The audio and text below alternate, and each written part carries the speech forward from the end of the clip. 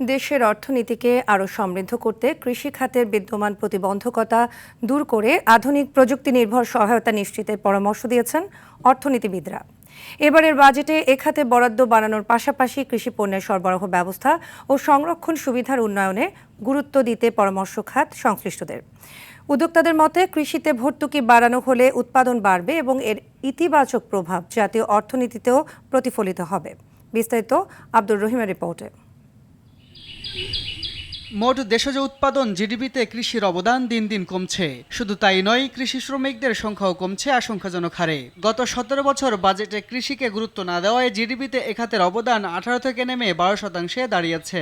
2 দশক আগেও দেশের মোট শ্রমশক্তির 75%ই কৃষি খাতে জড়িত ছিল, কিন্তু এখন তা নেমে এসেছে 40%।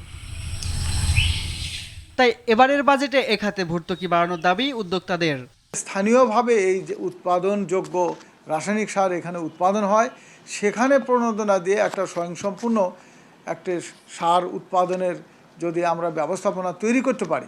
শুধু খাদ্য নিরাপত্তার জন্য বিবেচনা না করে কৃষিখাতকে অর্থনৈতিক প্রবৃদ্ধির অন্যতম চালিকা শক্তি হিসেবে গড়ে তোলার আহ্বান এই উদ্যোক্তার।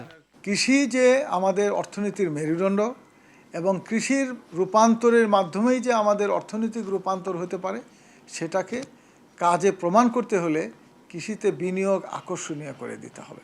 কৃষিপণ্য সরবরাহ সংরক্ষণে প্রযুক্তির ব্যবহার বাড়ানোর পরামর্শ অর্থনীতিবিদদের।